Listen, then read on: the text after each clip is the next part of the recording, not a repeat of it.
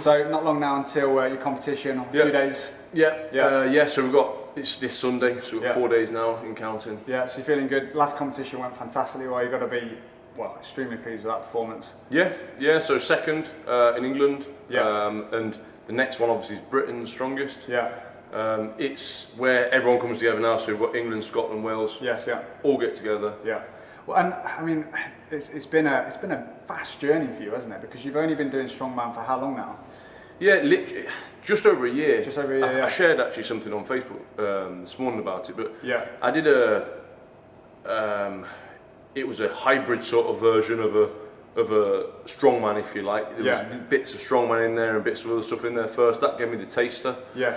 And then I went to a guy that I know, Warehouse Gym in Lincoln. That was the first official event I did. But then after that, I didn't realise, but I then entered a world qualifier. So the standard was a lot higher. That, to be honest, really shook me up. Well, I mean, it's one of those, isn't it, where you kind of get there and you kind of, I imagine at the time you're with guys with a lot of experience who have been doing this for longer than you, for years, and you're on the same stage as them. So was it daunting going into that, or did you kind of just take it in your stride? It was, but it was quite a strange one because it was at Body Power NEC. So obviously, you know, big event. It's a world qualifier. Top 3, I think, or top couple went straight direct to Worlds. So at that point, I mean, obviously, me and Sarah was talking to some guys Italian. She was, obviously Sarah's Italian, she was talking Italian. And I said to Sarah, following, right? Well, yeah. But I was like, why are they Italian? Why aren't they speaking English? And they told her it's a world qualifier. So that was me then, bang. All right, it's a world qualifier. Thanks a lot. But you know, wrapping up and summarising the whole day, it really like motivated me to do better. Just because it was tough. So here's a question for you. I mean, I've known you for many years now, and by far this is your best shape, best condition, aesthetically. It's probably the leanest I've seen you, yet you're the strongest. Can you elaborate on that? Because typically, when people drop fat and they're lean, they feel weak. Yet you're performing better than ever, you're stronger than ever.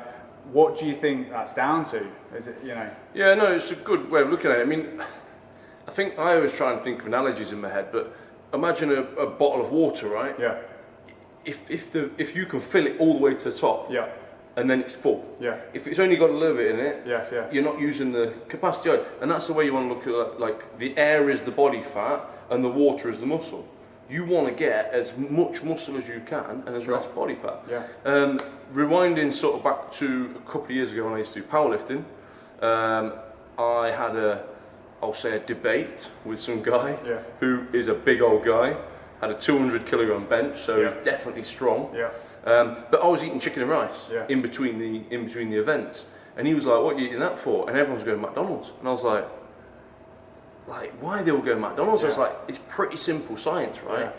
If you want to eat bad, if you're going to eat bad, you're going to perform bad, right? You eat good, you perform good. And anyway, me and him had a debate. He was like, nah, it's different in strongman and powerlifting. You just eat what you can. I disagree completely. But now you look at the strongman that you see around now. I mean, obviously the big guys, you know, they're all starting to get leaner. Of course. You know, Terry Hollands, you know, we had him down here not long ago. He is now jacked and he's looking the best shape he's ever looked. And he's actually just broke a world record truck pull. So it's sort of like he's now lighter. And like you say, it's almost simple science, isn't it? When you think about, when you know and everyone knows, you know, when you're putting good quality food into your body, you feel better. Energy's better, sleep better, skin complexion's better. So you'd have thought from an athlete point of view, put some good stuff in your body and you'll feel better. You know, rather put a lot of good calories, a lot of good quality, nutrient-dense calories into your body, rather than a lot of crap, you know, pizza, ice cream, whatever, all of this stuff. Yes, you're getting your calories up there, but ultimately, it's going to make you feel shit, isn't it? Yeah, no, for sure. And that's why, like, for me, really, like, obviously I have to stay under 90 kilogram. Within what I do. So my game is to get to 90 kilogram of lean, solid muscle. You know, and that is the aim. Which you're at. Which I'm, you know, happy to say I'm at that now. And then I suppose it's just about trying to maintain it, but stay strong and fuel yourself. Yeah. You know, yes, there's a lot of trial and error. Sure. And, you know, there's not one way of doing it. Yeah, and I think that's it, isn't it? And I think that's important for a lot of people to know, is that when it comes to different people respond to different stimulus, and there isn't one type of training to fit all, there isn't one type of eating to fit everybody. It's trial and error, isn't it? It's right, try one thing, does it work? No, it doesn't. Right, we'll try another method. If it works, don't fix it if it's not for sure. You agree with that? Yeah, no, completely. Yeah. Well, you're looking awesome. I'm not flirting with you here. that was off camera. But why don't you tell us a little bit about how your training has changed over the past year since initially getting into it to now? Has anything changed, or are you doing the same things? No, it's drastically changed, to be honest. So obviously, again, like I say, I was a powerlifter before, so it was all about squat, bench, deadlift. Yes. Didn't really do much overhead at all. Sure.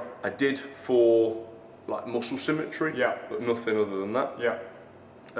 But then the important thing with strongman is learn the events. Sure. So yes, you've got to learn the events. However, you've got to be clever and not do them all the time. Yes. So then it's breaking down what you're going to do to better the events. I mean, at the minute, I've got a coach. I've never had a coach in my life. Yeah. I've always invested into coaches. Yes. And done courses and various things, but I've never had an actual coach coaching me. Yeah. And you know, shout out to him, Jack.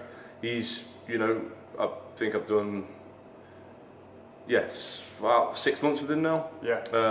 And you know, and with that, it's sort of taking the pressure off me, and he's just programming me. Of course, yeah. You know, but something I'm learning about myself, and that he's learning, because that's what it's about, is that as you change the programming, you know, it has to be specific to you. Of course. And it has to be looking at your weaknesses at the end of the day. You know, if you've got a weak overhead, you need to do more overhead. Yes, exactly. You've got to work out how you're going to get, you know, a lot of things in strongman, if something's an overhead movement, it doesn't matter how you get it there. Yeah. And that's the sort of like, you've got to figure out, so, you know, without going too technical, is it going to be a strict press or a push press or a split jerk? Yeah. Do you know what I mean? There's all these different versions. So it's just learning all the different stuff, really. And I suppose it's like, you've just said, you don't want to be fantastic at one and not so good at another, because you are going to have to do everything. Yeah. So you do have to be a jack of all trades when it comes to all of the different movements. So, well, I think I think a lot of us have seen your videos that you've been posting on Instagram and Facebook, and you're training extremely hard. How many times a week are you training? Typically 4 or 5, depending on how far out I am. Obviously this week is just 3 because it's a deload week. Officially I'm finishing today training wise, and then I'll stop until the weekend. Just stretch, massage, saunas and stuff.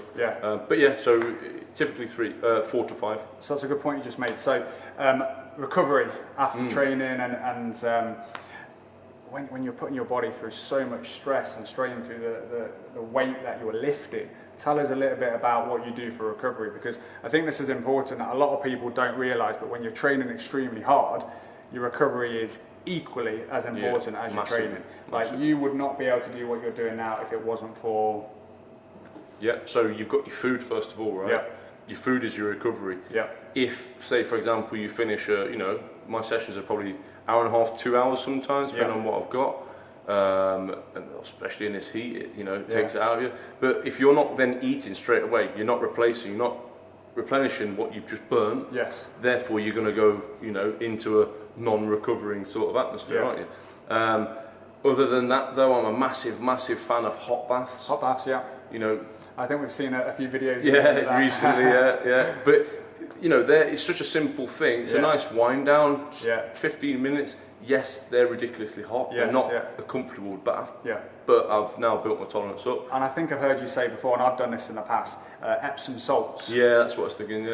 So the Epsom salts is something you can put into the bath, which helps with the muscle recovery and stimulation of everything really. Helps getting rid of the toxins, but just helps the muscles relax and recover.